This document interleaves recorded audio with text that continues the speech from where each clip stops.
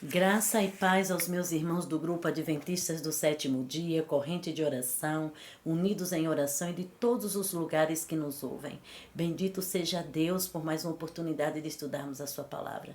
Saudamos aos guerreiros de fé, reeducação alimentar, tantas outras grupos que têm compartilhado esse trabalho. Saudamos também Viva com Mais Saúde, Mulheres de Oração, Mulheres que Buscam a Deus. Quanta gente, não é, tem compartilhado esse trabalho. E se você tem sido abençoado, também compartilhe para que mais pessoas conheçam o plano de Deus. Estudando o livro Ciência do Bom Viver, estamos no capítulo Ministério do Lar e o nosso verso de hoje está em Lucas 2,52, que diz: Jesus crescia em sabedoria e em estatura, em graça para com Deus e com os homens. Olha bem, durante esses anos de retiro, a vida do Senhor fluía em torrentes de préstimo.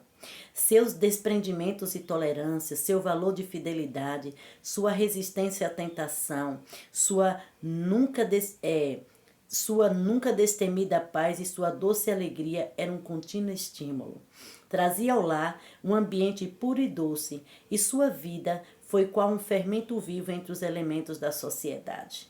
Ninguém diria houvesse feito algum milagre, não obstante ele saía virtude e poder, restaurador e vivificante do amor, para com os tentados, enfermos e abatidos. Desde tenra idade e sem se tornar intruso, desempenhava suas tarefas entre os demais, de maneira que começa o seu ministério público. Muitos o escutavam com prazer. Os primeiros anos da vida do Salvador não são mais que um exemplo para a juventude.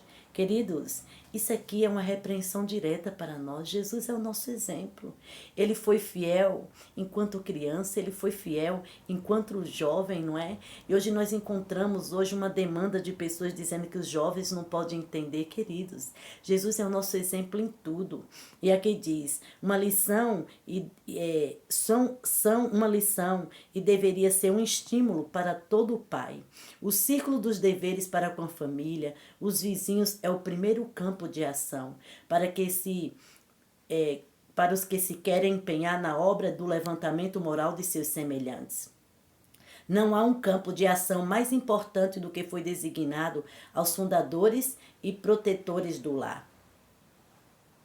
Das obras confiadas aos seres humanos, nenhuma existe tão repleta de consequências de grande alcance como a obra dos pais. Será que nós não deveríamos dar atenção para essa obra? Nós somos os mestres de nossos filhos, não é? Aqueles que lhe imprimem o caráter, aqueles que restringem suas tendências más. Deus nos chamou para ser formadores de caráter que o represente nessa terra. Que papel tão grande, não é? E olha bem o que a serva do Senhor ainda diz. A juventude e a infância de hoje é o que determina o futuro da sociedade.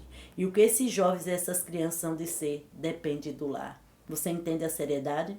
A falta da boa educação doméstica pode ser responsabilidade pela maior parte das enfermidades, da miséria e criminalidade que flangem os homens. Se a vida doméstica fosse pura e verdadeira, se os filhos que saem do lar se achassem devidamente preparados para enfrentar as responsabilidades da vida e seus perigos, que transformação não experimentaria o mundo?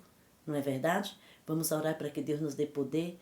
Senhor, nos dê graça para que a nossa vida e a nossa casa sejam um exemplo para o mundo do que o Senhor pode fazer na vida de alguém. Alcança-nos e transforma-nos em nome de Jesus. Amém.